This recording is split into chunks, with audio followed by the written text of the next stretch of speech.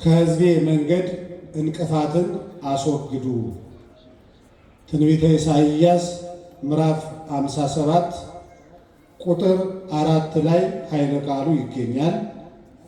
እሱን መነሻ አድርገን ረድኤተ እግዚአብሔርን ጥግ አድርገን የተወሰኑ ደቂቃዎች ወስደን እንማማራለን።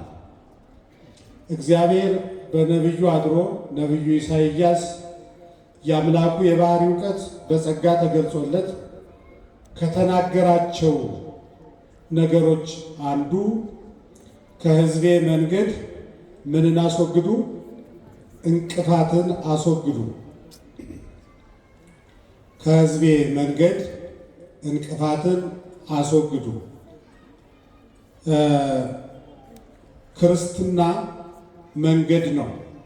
በማቴዎስ ወንጌል ምዕራፍ 7 ባለቤቱ ቁጥር 13 ላይ ባኡ እንተ ጸባብ አንቀጽ፣ በጠባቡ መንገድ በጠባቡ በር ግቡ፣ ወደ ሕይወት የሚያደርስ እሱ መንገድ ነው። ሰፊ መንገድ አለ ግን ወደ ሞት ይወስዳል ብሎ እንደተናገረው ክርስትና መንገድ ነው። መንገድ ደግሞ በባህሪው ብዙ ጊዜ እንቅፋት አያጣም። ስለዚህ በክርስትና ሕይወት ስንጓዝ እንቅፋት የሆነብንን ነገር ፈልገን አግኝተን ካላነሳን በስተቀር ወይ እፈለግነው ቦታ ሳንደርስ እንቀራለን፣ ወይ ደግሞ በፈለግነው ፍጥነት ያህል መጓዝ አንችልም። አሁን የተከበራችሁ ምዕመናን፣ እግዚአብሔር በአንድም በሌላም ያስተምራል። ከኔ የተሻሉ መምህራን በተለያየ ጸጋ በተለያየ ዝግጅት አንዱ እያቆላመጠ እያሳሳቀ፣ አንዱ በተግሳጽ እግዚአብሔር የገለጠለትን ያስተምራል።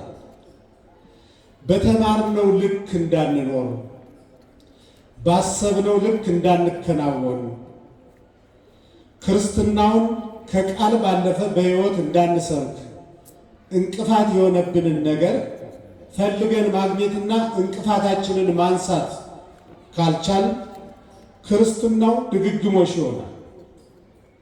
የሥነ ልቡና መምህራን እንደሚናገሩት የችግሩ መንስኤ የመፍትሄው ግማሽ አካል ነው ተብሎ ይታመናል። የችግራችንን መንስኤ መነሻውን በጥንቃቄ አጥንተን ካገኘን ለመፍትሄው 50% ወደ መፍትሄው እየደረስን ነው ተብሎ ይታመናል።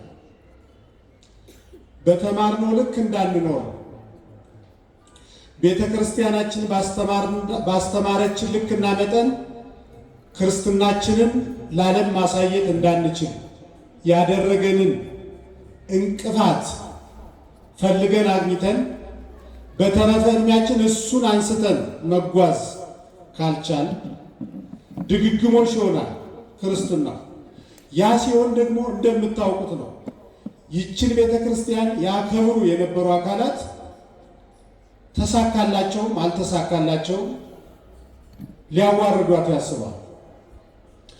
ወዳጆቻችን በጠላትነት ይነሳሉ። እኛ እንቅፋቱን አንስተን የአጭር ጊዜ የረጅም ጊዜ እቅድ አውጥተን ክርስትናውን ከሞንታርቦ በዘለለ በትዳራችን፣ በክህነታችን፣ በብቸኝነታችን፣ በመውጣት በመግባታችን፣ በማህበራዊ ኑሯችን ለዚች ቤተ ክርስቲያን የተሳሳተ ግንዛቤ ላላቸው አካላት ማሳየት እንድንችል ከኛ ብዙ ይጠበቃል።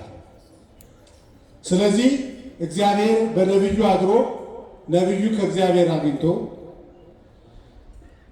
ከሕዝቤ መንገድ እንቅፋትን አስወግዱ፣ አሁን በተባለው ልክና መጠን እንዳንጾም፣ በቤተ ክርስቲያኒቱ ስርዓት መሰረት እንዳንጸልይ፣ በሁሉም ነገር እየተማርን በተማርነው ልክ እንዳንለወጥ፣ በክርስትና ሕይወታችን እንቅፋት የሆነውን ነገር አሁን ወደ ማንም ማየት አያስፈልግም። የኔ ክርስትና እንዳያድግ፣ እንዳልሰበር፣ እንዳልማረክ፣ እንዳልለወጥ እንቅፋቴ ምንድን ነው ብላችሁ ሰላም ለኪም ቢሆን እየደገማችሁ እንቅፋታችሁን አሉ። አሁን በሁለት ከፍለን ማየት እንችላለን። የጋራ እንቅፋቶች ይኖሩናል። የግል የቤተሰብ እንቅፋት ይኖራል። በክርስትናችን እንዳናድግ ያደረገ አሁን እንዳናድግ እንዳንለወጥ እያል ደጋግመን ስንናገር እግዚአብሔር ፈቅዶላችሁ በተማራችሁት ልክ የምትኖሩ መንፈሳዊ ተሳትፎ የምታደርጉ ሩጫችሁን የጨረሳችሁ ካላችሁ እናንተ ጋር ጉዳይ የለንም። እናንተ በጸሎት አስቡ፣ እናንተ በርቱ። የኔ ቢጤ የተዘናጋችሁ በተለምዶ ዘመናችሁ ያለቀባችሁ የመማር ወይም የሥራ ጊዜ የሆነው ትኩሱ የወጣትነት ጊዜያችሁ ባልባሌ ያለቀባችሁ ግን እንቅፋታችሁን ፈልጋችሁ ማግኘት ያስፈልጋል።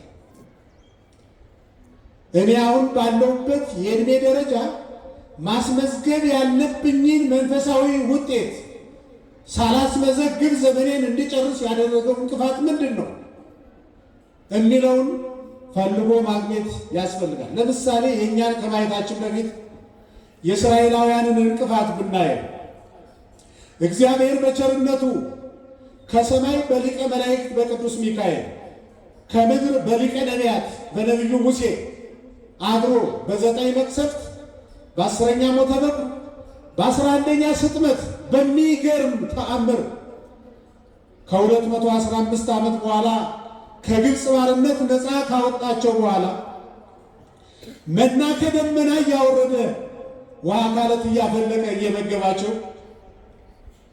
አለማመስገን እንቅፋት ሆነባቸው። ማመስገን አልቻሉም። የትናንትናውን የእግዚአብሔርን ውለታ እረሱ። ባርነቱን አፈቃቸው። ብፁዕ ዘይበልዕ ፍርፋራተ ማይዱ ለፈርዖን። ይሄ ከየት እንደመጣ የማናውቀውን እንጀራ ከምንበላ የፈርዖን ፍርፋሪ ይሻለን ነበራል። ይሄ እንቅፋት ነው ወገኖቼ። እግዚአብሔር ያደረገልንን መርሳት እንቅፋት ነው። ከምንም አንስቶ ሲያከናውንልን እንደ ሰው እንድንኖር ሲያደርገን ለቤቱ ሲያበቃን ቃሉን ሰምተን እንድንጠገን ሲያደርገን እስራኤላውያን መና ከደመና እየወረደላቸው ምን ትጣይሙ ለዝመና ሙሴ ምንድን ነው የምታበላን? አላወቅነውም አሉ። ነገራቸው። ሁልጊዜ አንድ አይነት ነው እንደምንበላ ስጋ ያስፈልገንም አሉ። ወደ እግዚአብሔር አመለከተ። ስጋ ወረደላቸው። የምን ስጋ ነው ይሄ? የአህያ ነው የበሬ? ንገረን አሉት። እግዚአብሔርን ተፈታተኑት። ምዕመናን እንዳትረሱ፣ የትናንትናው ሁኔታችን እንዳይረሳ። ዛሬ እግዚአብሔር ፈቅዶ የሆንበት ደረጃ ደርሰን ይሆናል። እግዚአብሔር ደግሞ ይችላል። አውቀነው ያደረገልንን ነገር አውቀነው ማመስገን ካልቻል የሰጠንን ጸጋ ይቀማና በባዕድ እጅ አድርጎ እንቁልልጭ ይላል እግዚአብሔር። ያንን ከሆነ የምንጠብቅ ማድረግ ይችላል እግዚአብሔር። ብዙ ነገር አድርጎልናል ምዕመናን። እኛ እዚህ ቃሉን እንሰማለን፣ በበረከት ተጎብኝተናል።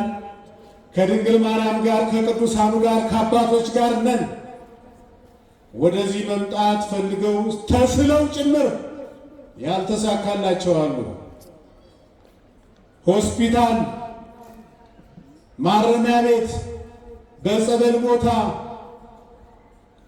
ደጁን መርገጥ ያቃታቸዋል። እስራኤላውያን የነበሩበትን ሁኔታ የ215 ዓመት የባርነት ዘመን ረሱና እግዚአብሔርን አማረሩ። ዛሬ በየአጥቢያቸው አልሰማችሁም? ውዳሴ ማርያም ሲተረጎም አዎ ለነሱ ሕግ ሊቀበል ከእግዚአብሔር ሙሴ ወደ ደብረ ሲና ሲወጣ ወንድሙን አሮንን አስገድደው በማስፈራራት አሮን ግበር ለነ አማልክተ ዘያውሩ ቅድሜነ ወዘይጸቡ ጸረነ እስመ ሙሴ ዘአውፅአነ እምድረ ግብፅ ይነአምር ዘኮነ። ሙሴ ሙቶ ይሆናል፣ የት እንደደረሰ አናውቅም። ጠላት የሚያጠፋ ወደ ከነዓን የሚያደርሱንን ጣዖታት ስራልን ብለው አስገድደው ያንን የመሰለ አባት መና ከደመና አውርዶ የሚመግብ ጌታ ረስተው ጣዖት አቁመው ለጣዖት ሰገዱ። እግዚአብሔር በደመና ሆኖ ተናገረ። ሙሴ ሙሴ አበሱኒ እስራኤል ሕዝብከ ወአሮን እሁከ ወንድም አሮን እስራኤላውያን አሳዘኑኝ፣ ውለታዬን ረሱ፣ ማመስገን አቅቷቸው። አለማመስገን እንቅፋት ሆነባቸው። የእስራኤላውያን እንቅፋት የእኛ እንቅፋት ይሆን ምእመናን? እግዚአብሔር ይመስገን እኛ አንጻራዊ ሰላም አግኝተን ቃሉን እየሰማን ነው። በእመቤታችን ደጅ ተገናኝተናል። ምክሐ ዘመድነ የአጥንታችን ፍላጭ የሥጋችን ቁራጭ የባሕርያችን መመኪያ ሳሎን ሁና የጓዳውን ክፍተት የምታይ እናት ጽዱን ተደግፈን ስንነግራት የምትሰማ እናት ከእሷ ጋር ነን። ምእመናን እግዚአብሔር ቸርነቱ ብዙ ነው። በአንድም በሌላም ኃጢአት የምንሰራ አዲስ አበባ ያለን ሰዎች ነን። እግዚአብሔር ነው የሚያውቀው። እኛ በሰራነው ኃጢአት ብዙ መከራ የሚደርስባቸው በዳር ያሉ ክርስቲያኖች ናቸው። ይህንን አይታችሁ በኃጢአታቸው ነው ብላችሁ ያሰባችሁ ካላችሁ እንዳትሳሳቱ። እውነት እላችኋለሁ የአጥዳፋ ጻድቅ ይዳፋ የኛ ሁኔታ ለነሱ ተርፏቸው ነው። እንቅፋታችንን ማወቅ ያስፈልጋል። ብዙ ጊዜ ተምሬያለሁ። እግዚአብሔር በመምህራን በቤተ ክርስቲያን አድሮ ጎብኝቶኛል። አምላኬ ሆይ የሆንክልኝን ያደረክልኝን የመስቀሉን ውለታ ረስቼ ከደመና በታች ያለው ዓለም በልጦብኝ የኖርኩ እንቅፋቴ ምንድን ነው ብላችሁ በሱባኤያችሁ ጠይቁ። ያንን እንቅፋት እናስወግድ። ተባብረን አባቶቻችን ትርፋቸውን ሳይሆን አይነታቸውን ነፍሳቸውን አስይዘው ያቆዩዋትን ሀገራችንን ያቆዩዋትን ቤተ ክርስቲያን የታሪክ አጋጣሚ እኛ እጅ ላይ ጥሏታል። ተጋግዘን ተመካክረን የምራችንን ጹመን የምራችንን ሱባኤ ገብተን ለትውልድ እንድናስተላልፍ እንቅፋታችንን ልናስወግድ ይገባል። እስራኤላውያን ባለማመስገን እንቅፋት፣ በአምልኮ ጣዖት በገቢር ኃጢአት እንቅፋት እንተ ታውዝ አሊበ ወመዓረ እግዚአብሔር ለአባቶቻቸው ለአብርሃም ለይስሐቅ ለያዕቆብ የገባላቸውን ቃል ኪዳን ከነዓንን ሳይወርሱ 600,000 ሰው ከግብፅ ባርነት ወጥቶ 2 ሰው ብቻ ከነዓን ገባ ብላችሁ ታምናላችሁ? እንዴት ያለ ኪሳራ ነው! እንዴት ያለ ኪሳራ ነው! ምእመናን የነሱ ገርማችሁ ከሆነ ያ በእስራኤላውያን ታሪክ መና ከደመና አውርዶ የመገበ ጌታ በእኛ ዘመን ህብስተ ሕይወት ሆኖ ወርዶ በላ ነው። ያ ውሃ ካለት አፍልቆ አጠጣ ሲባል ሰምተን የተደነቅንበት ጌታ ማየ ሕይወት ሆኖ ዘነበና በላ ነው፣ ጠጣ ነው። ስለዚህ ከኛ ብዙ ይጠበቃል ማለት ነው። እንቅፋቶቻችንን ለይተን ልናቅ ያስፈልጋል። አንዳንዶችን እኔና በሌላ ጊዜ የበለጠ ሌሎች መምህራን ይሄን መነሻ አድርገው ሊያብራሩላቸው ይችላሉ። አሁን እኔ የጋራችንን እንቅፋት እንደ ሀገር አፈር ፈጅቶ ውሃ ተራጭቶ ዝርዝር ቀጭቶ በአንድ ሀገር አንድ ዜጋ ሆኖ የኖረ ሕዝብ አንድ ላይ መኖርን የማይችልበት እንቅፋት አዚም ምንድን ነው? ይነገራል፣ ይሰበካል፣ ስለ ፍቅር ይሰበካል፣ ምላሹ ሌላ ነው። ስለ ሰላም ተሰበከ፣ የህዝባችን አኗኗር ሌላ ነው። ሰላም የሰማይ ያህል የራቀው ብኩን ሆኖብናል ህዝባችን። የግላችንስ እንቅፋት ምንድን ነው? የመጀመሪያው እንቅፋት በእኔ ዝግጅት ነው። እኔ አለመማራችን እንቅፋት ሆኖናል። የተከበራችሁ ምዕመናን፣ እናንተን ላይወክል ይችላል እንጂ ሕዝባችን ምድራዊ ዕውቀት ፍለጋ ስኮላርሺፕ ጠይቆ ባህር ማዶ ሲሄድ እናውቃለን። በተረጋጋ ሁኔታ ቆሞ ማስቀደስ የሚችል ቁጭ ብሎ 40 ደቂቃ የሚማር ሕዝብ ግን እምብዛም ነው። ስለ ሀገራችን ተምረን ሀገራችንን ካላወቅ የዜግነት ግዴታችንን አንወጣ። ስለ ቤተ ክርስቲያናችን ተምረን የቤተ ክርስቲያናችንን ዶግማና ቀኖና፣ ሃይማኖትና ምግባር፣ ስርዓትና ሕግ ካላወቅ ክርስቲያናዊ ግዴታችንን አንወጣ። አለመማራችን እንቅፋት ሆኖብናል። ተምረናል ብላችሁ አትሞግቱኝ። በመምህራን አእምሮ የሚመላለስ በብራና የተጻፈ እናንተ ጆሮ ያልደረሰ የዚች ቤተ ክርስቲያን አስተምሮ የዚች ሀገር ዕውቀት አለ። እናንተ ስለ ሀገራችን ስታስቡ እናንተ አእምሮ ውስጥ ያለው ዕውቀት አይደለም የዚች ሀገር መገለጫ። ስለዚች ቤተ ክርስቲያን ስታስቡ በወፍ በረር በያዛችሁት እናንተ አእምሮ ውስጥ ባለው ዕውቀት ብቻ አይደለም የዚች ቤተ ክርስቲያን ዕውቀት። ይህን ተውት። አለመማራችንማ ከሌሎች ፍጥረታት ተለይተን ባሪያ እግዚአብሔር የተፈጠርንበት ዓላማ ምን እንደሆነ በ40 በ80 ቀናችን ሀብተ ወልድና ስመ ክርስትና አግኝተን ውሉደ እግዚአብሔር የተባልንበት ዓላማ ምን እንደሆነ አልገባንም። ያ የገባው አማኝ፣ ያ የገባው ሕዝብ አኗኗሩ እንዲህ አይደለም፣ እንዲህ አይደለም። በመስቀል ላይ የተከፈለልን ውለታ የኢየሱስ ክርስቶስን መከራ እንተውና የድንግል ማርያምን መከራ ብናስበው እመቤታችን እኮ ገና ስትወለድ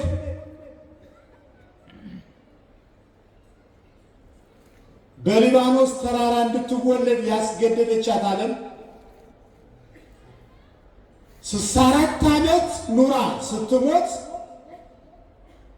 የመቀበር እድል የነፈገቻት ዓለም ናት ይቻላል እንዴ?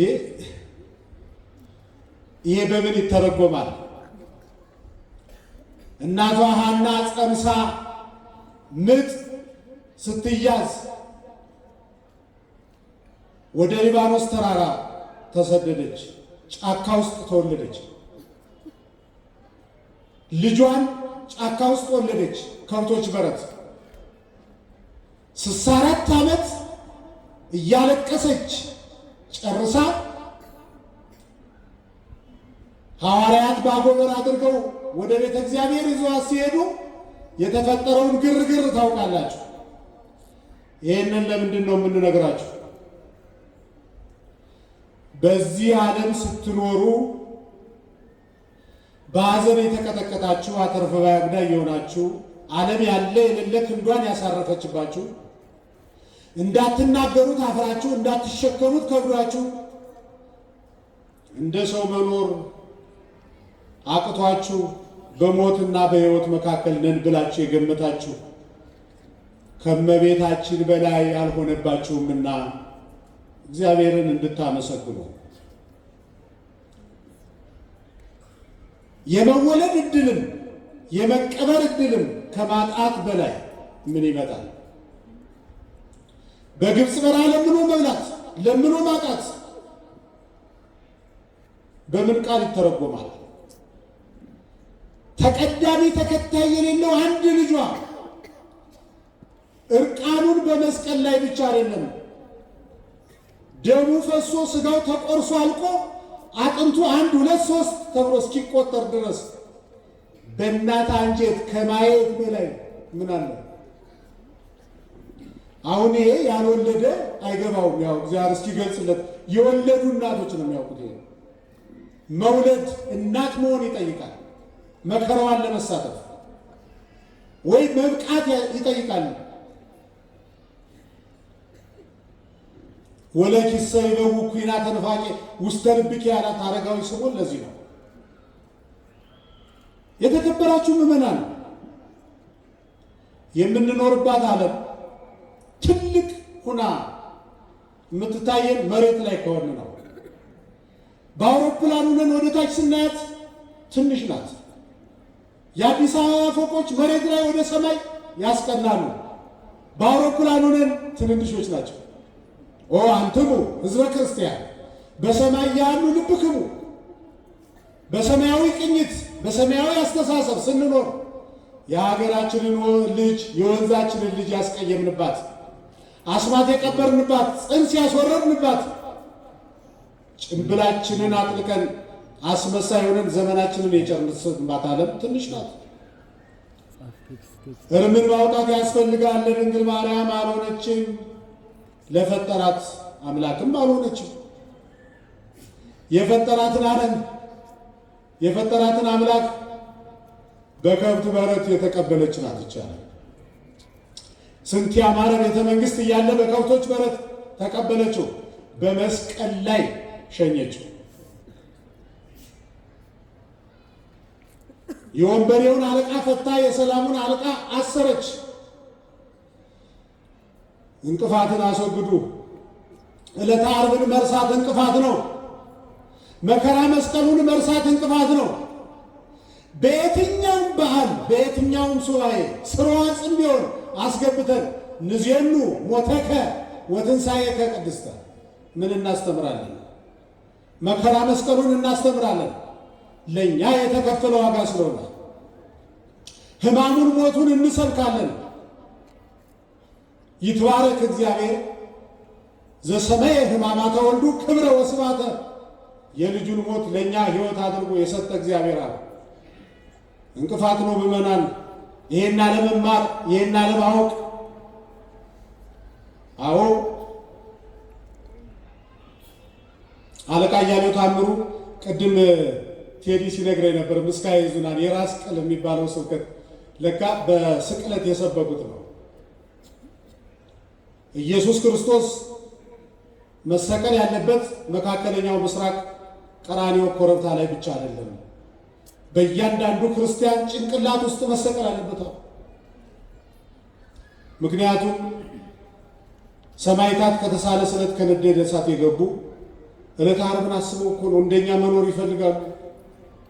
ጻድቃን ፍቶታት እኩያት ኃጥአውን ታግሰው እኛም የምንጣላበትን ዓለም ቆርጦላቸው ትተው በረሃ ወድቀው ዘመናቸውን የጨረሱ የመስቀሉ ፍቅር ውለታው አይገርማችሁም ምዕመናን? እግዚአብሔር አንዱን ልጁን እስከ መስጠት ወደደን። እግዚአብሔር ወልድ ራሱን እስከ መስጠት ወደደ። ራሱን ሰጠ። ይህንን አለመማራችን ሌላውን ስንማር ዘመናችን አለቀ። ዕለተ ዓርብን ስንማር መከራ መስቀሉን ስናስብ ሰባኪ ያስፈልገን በተመስጦ መኖር እንጀምራለን። አለመማራችን ጎድቶናል። ደጋግመን አለመማራችን ደጋግመን ሐዋርያት አሉ በቅዳሴ ንዜኑ ሞተከ። እንደው በዘመናችሁ ምን ታስተምራላችሁ? ሌላ ምን ትምህርት አለ? ምን አጀንዳ አለን? መከራን፣ ሞትን፣ ትንሣኤህን፣ እርገትህን፣ ዳግም ምጽአትህን እናስተምራለን። ይህንን ደጋግመን እናጠናለን። ምዕመናን እናንተ እግዚአብሔር ፈቅዶላችሁ ይሄን አስባችሁ መጣችሁ እዚህ ነው ያላችሁ፣ እዚህ ነው የምታድሩ። ግን ሹተላዩ ዓለም እንዳይበላችሁ ፍጻሜያችሁ እንዲያምር በርቱልን። ሌላው ነው ለሕዝባችን 24 ሰዓት የሌላውን ሰው ማንነት በማውራት የከበርኩ የሚመስለው ጄኔሬሽን ትውልድ ተሸክመን ልንሻገር አንችልም። ወዳጄ ህቱ ርሰክሙ የሚል ንባብ አግኝቻለሁ እኔ ከመጽሐፍ ቅዱስ። ህቱ ቢጸክሙ የሚል አላገኘም። ባልንጀራን መርምር የሚል የለም። ራስህን መርምር የሚል ግን አይቻልም። ዳግመኛ ሲመጣ የሚጠይቀን ራሳችንን ነው። ፈራጅ እያለ እግዚአብሔር የተሸከመውን ዓለም አሁን እኛ ያንን ጥፋተኛ ያለውን ሰው አይተን ሰምተን ያው ባላረጋገጥነው መረጃ እንዴት መሸከም ያቅተናል? እግዚአብሔር ያንን ሰው እንዴት ተሸከመው ለምን አያጠፋውም ስትል አንተንም እንደተሸከመ መርሳት የለብህም። አንተም የኔ ቢጤ ደካማ ነህ። አንተም ስትመረመር እዚህ ግባ የምትባል አይደለም። ሲፈርድ የሚያምርበት ማን ብቻ ነው? ማን ብቻ ነው? ሰዎች ተፈርዶባቸው ይፈርዳሉ። ዳኛ እያለ ፈራጅ እያለ ዋጋ ሰጭ እያለ አንተን ምን አደከመ? ድርሻህን ተወጣ፣ ጸልይለት፣ ምከረው።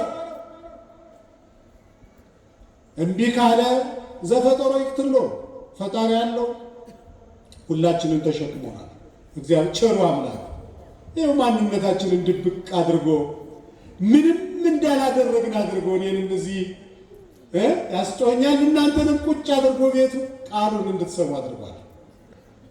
እሱ ስላለ ፈራጅነት እንቅፋት ሆኗል። እሱን ማንሳት እኔ አንድ እዚያ በኤክስቴንሽን የሚማሩ ልጆች አሉና የገረመኝን ነገር ልንገራቸው። አንዷ ምን አለችኝ? ሌላ ጾም መጾም አቅቶኛል መምህር አለችኝ። እናሳ ስላት ቢያንስ አንድ ጾም ልጹም ብዬ ወስኛለሁ። ምንድን ነው አልኳት። ሶሻል ሚዲያ የሚባል ነገር ካየው ዓመት ሞልቶኛል። ምን ተደረገ አለች እና ስናወራ ሌላ ሀገር እንደምትኖር ሁና እንደዚህ ተባለ እንዴ ይገርማል ትላለች። እንኳን ከሞባይሏ ልታይ እኛ ራሱ በሰፊው እንድንነግራት አትፈልግም። አዲስ አበባ የምትኖራት በረሃ የምትኖር አይደለችም። ክንፍ ያወጣች አይደለችም። ወዳጄ እኛ አይደለም ሌላ ጊዜ በፍልሰታ ሆኖልናል ወይ እንደዚያ ያለ ሰው። አሁን እኛ እንደ ትልቅ ጾም የያዝነው እስከ 11 እስከ 9 ከእህል ከውሃ መከልከል ከሆነ መብል ለከርስ ወከርስኒ ለመብል ወእግዚአብሔር ይስዕሮሙ ለክልኤሆሙ ሁለቱም ያልፋሉ። ከተማ ምላሳችን ከተማውን እየበላ ከሆነ የምንናገረውን ካላወቅ አስበን ካልተናገር ለተናገርነው ማብራሪያ ካልሰጠን ምኑን ጾም ነው? ሌላው እንቅፋት ስልጣኔውን የተቀበልንበት አግባብ እሱ እንቅፋት ሆኖብናል። ስልጣኔ ጥሩ ነው። ሃይማኖት እንደ አባቶቻችን አሰራር እንደ ዘመናችን ችግር የለው፣ ማብራሪያ ያስፈልገዋል እንጂ ፈረንጆች ሌላ ቋንቋ ሲማሩ ሌላ ነገር ሲጨምሩ የራሳቸውን ይዘው፣ ሀበሻ እንግሊዘኛ ቋንቋ ሲማር ግዕዙን ጥሎ ነው። ስልጣኔውን ሲቀበል ባህሉን ጥሎ ነው። ይሄ ተገቢ አይደለም፣ ተገቢ አይደለም። የተከበራችሁ ምዕመናን የሆነ ነገር አድርገን ተመካክረን አንድ ነገር ላይ ካልደረስን በስተቀር ልጆቻችን 24 ሰዓት ፌስቡክ ላይ ተጥደው ከ10 ዓመት በኋላ በነፍሳቸው አይደለም በስጋቸው አይናቸው ተጎድቶ ሰው ይሆናሉ ብላችሁ እንዳታስቡ።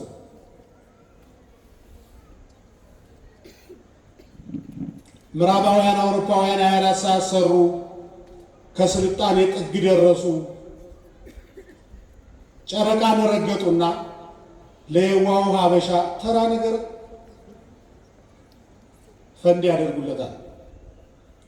የዋሁ ሀበሻ የሰለጠንኩ መስሎት የነሱን በመዝናኛ ጊዜያቸው ያደረጉትን ሲያይ አምሽቶ አባታችን ሆይ ሳይል ይተኛል። ሲፈራገጥ ከግድግዳው ጋር ሲላተም ይነጋለታል። እንቅፋትን አስወግዱ። ይሄም ትልቅ እንቅፋት ሆኗል። ትልቅ እንቅፋት ሆኗል። ያለንበት ሁኔታ እንቅፋት የሆነባቸው ሰዎች አሉ። በከተማ መኖር፣ ሀብታም መሆን፣ በስልጣን መባረክ ትልቅ ነገር ነው። ዳዊት ሰሎሞን ምዕመናን ስሙኝ፣ ኢንተርናሽናል ተቀባይነት ያለው መጽሐፍ ቅዱሳችን 80% የባለስልጣንና የባለ ሀብት ታሪክ የሞላበት ነው። አብርሃም፣ ኢዮብ ባለጸጎች ናቸው። ከእግዚአብሔር ጋር አብረው የነበሩ ናቸው። ዳዊት፣ ሰሎሞን፣ ሲራክ ጥበበኞች ነገስታት ናቸው። ከእግዚአብሔር ጋር ነበሩ። በከተማ ነው የሚኖሩ፣ ከእግዚአብሔር ጋር ናቸው። በቢሮአችሁ ታማኞቹ ናችሁ። በብቸኝነታችሁ ተማርካችሁ አስተምሯቸው አባቶቻችሁ። የቃላቱ ጨዋታ ማንን የት ያደርሰዋል? ይህ እኮ ሆን ተብሎ ዓለም አጀንዳ እየቀረጸች ትሰጠናለች። የጋራውን ችግራችንን በጋራ እንዳንፈታ እርስ በርሳችን እንድንባላ አጀንዳ ይቀረጽልናል። አጀንዳውን ከቀረጹ አካል በላይ አንተ ካጮኸው እንቅፋት ማለት ይሄ ይመስለኝ። እንቅፋትህን አንሳ ወዳጄ፣ እንቅፋትን አስወግዱ። ይቻላል፣ ይቻላል። እንደ ጢባሪዎስ ቄሳር በከተማ ነው የሚኖር። የኢየሱስ ክርስቶስን መከራ መስቀል አስቦ እናቱን አምጡልኝ ወንድ ባሪያ ሁኜ ላገልግላት፣ ሚስት የሴት ባሪያ ሁና ታገልግላት። እመቤታችንን ሊያስመጣ መልእክተኛ ልኳል እኮ 200 ጭፍራ ልኳል እኮ። በከተማ ነው የሚኖር እንደኛ። ባለስልጣን ነው፣ ባለ ሀብት ነው። ይቻላል ምዕመናን፣ ይቻላል። ቦታ አይደለም ቁም ነገሩ፣ ያለንበትን ቦታ መጠቀም ላይ ነው ቁም ነገሩ። ነበሩ ክርስቲያኖች ሞንታርቦው ሳይመጣ ድምፅ ማጉያው ሳይዘረጋ ቤተ ክርስቲያኒቱ በሕይወት በምታስተምርበት ዘመን ውጤታማ ነበረች። ዛሬ በተራ በተራ ይኸው ከ40 ደቂቃ በላይ እንጮህባቸዋለን። ብልጭ ያለ ነገር የለም።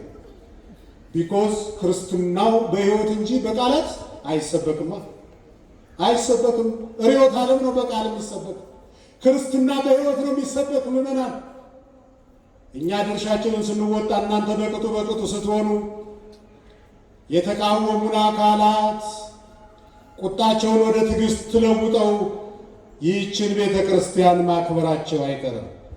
ምን ስንሆን እኛ እንቅፋታችንን አስወግደን ክርስቲያናዊ ግዴታችንን ምን ካል ከተወጣን ማለት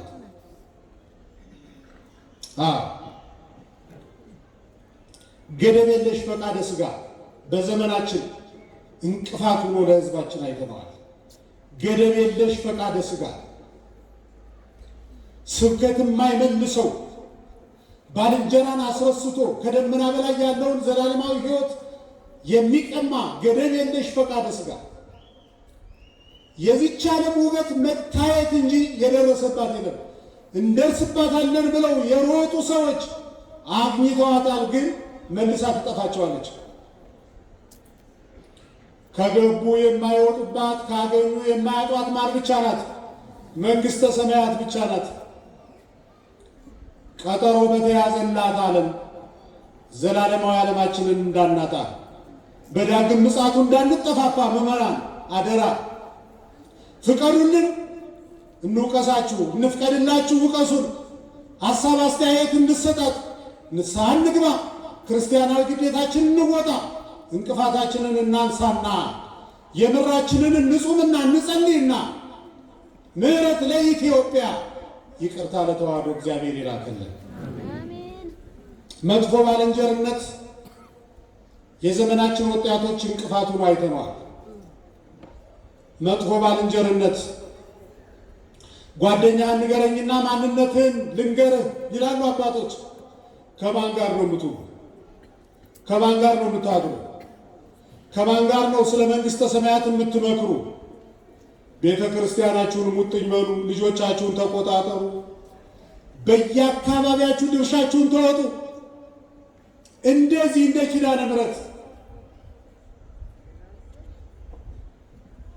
ኪዳነ ምሕረት የየራሳ እግዚአብሔር ደግሞ ይረዳል። ምዕመናን አይዟችሁ፣ እኛ የእግዚአብሔር ልጆች ነን።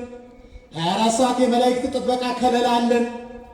ድንግል ማርያምን እንኳን እንደዚህ እያለቀሳችሁ ቤቷ ተኝታችሁ በዝናብ እየተመታችሁ ለምናችኋት አሐዱ ነዳይ ዘክህደ ሃይማኖቶ ኪያኪሰ ክህደ ሶባቤ በቅድመ ሰይጣን ዘአሳቶ አሚነ ዚአኪ ድንግል ለአድኅኖ ነፍሱ በቋቶ እንዘ ይሴብሕ ተአምረኪ ወለጽጌኪ ምሕረቶ ተንሥአ እምነዋሙ ወአተወ ቤቶ አሐዱ ነዳይን ያስማረች ድንግል ማርያም እናታችን ናት። 24 ሰዓት በቅዱሳን አማላጅነት ተከበናል። አባታችን ዳግመኛ እመጣለሁ እኔ ወዳለሁበት ወስዳችኋለሁ ብሎናል። ዓይን ያላየው ጆሮ ያልሰማው በሰው ልቡና ያልታሰበ አገር ተዘጋጅቶልናል እኮ ምዕመናን፣ ተዘጋጅቶልናል። ማነው ተስፋ ያስቆረጣችሁ? ማነው ሆደ ባሻ ባይተዋር ያደረጋችሁ? እናንተ የማን ልጆች ናችሁ? የማን ልጆች ናችሁ? የእግዚአብሔር ልጆች ናችሁ። ወለነሰ ተወክፍዎ ወሀቦሙ ስልጣነ ውሉደ እግዚአብሔር ይኩኑ ለለ አምኑ በስሙ በስሙ ያመኑበት የእግዚአብሔር ልጆች ይባሉ ዘንድ ስልጣን ሰጣቸው። ሐዋርያው ቅዱስ ጳውሎስ ልጆች ከሆን ወራሾች ነን ብሏል። ወራሾች ነን ብሏል። ግን ይህንን የሞራል ግንባታ ስናደርግ ክርስቲያናዊ ግዴታን መወጣት፣ እንቅፋትን ማስወገድ የሚባለውን ነገር ሳትረሱ እንዲሆን ይጠበቃል። የተከበራችሁ ምዕመናን ሱባኤ ላይ ነው ያለ። የጀመርነው ሱባኤ የሞት ሽረት ሱባኤ ወይ የምድራችንን በቀረው የሱባኤ ጊዜ አልቅሰን ንስሐ ገብተን የእግዚአብሔርን ምሕረት የምናገኝበት ወያው የተለመደው ድግግሞሽ የሚቀጥልበት ይሆናል። በተቻላችሁ መጠን በተቻለን መጠን ሁላችንም ከሊቅ እስከ ደቂቅ የምድራችንን ሱባኤ አድርገን የነነዌን ሰዎች በ3 ቀን ንስሐ የተቀበለ አምላክ የታመነ ነው። ወደ እኔ ተመለሱ እኔም ወደ እናንተ እመለሳለሁ። እግዚአብሔር እየጠበቀ ያለ የእኛን መመለስ ስለሆነ ተመልሰን ንስሐ ገብተን የግላችንንም የጋራችንንም እንቅፋት አስወግደን ክርስቲያናዊ ግዴታችንን ተወጥተን የመንግስቱ ወራሽ የስሙ ቀዳሽ እንድንሆን እግዚአብሔር ይርዳን። የእግዚአብሔር አብ ጸጋ፣ የእግዚአብሔር ወልድ ፍቅር፣ የእግዚአብሔር መንፈስ ቅዱስ ኅብረትና አንድነት፣ የእመቤታችን የቅድስት ድንግል ማርያም ምልጃ፣ ጸሎት፣ ፍቅር፣ ተራዳይነት፣ የነቢያት፣ የሐዋርያት፣ የጻድቃን፣ የሰማዕታት፣ የደናግል፣ የመነኮሳት ሐዘናቸው፣ ጸሎታቸው፣ ልመናቸው፣ የመስቀሉ ኃይል፣ የወንጌል በረከት ከእኛና ከሀገራችን ጋር ለዘላለሙ ይሁን። አይትቱ እቅፍተ እምነ ሕዝቤ፣ ከሕዝቤ መንገድ እንቅፋትን አስወግዱ። ትንቢተ ኢሳይያስ ምዕራፍ 57 ቁጥር 14። ተረፈ ጊዜውን ይባርክልን። ስብሐት ለእግዚአብሔር።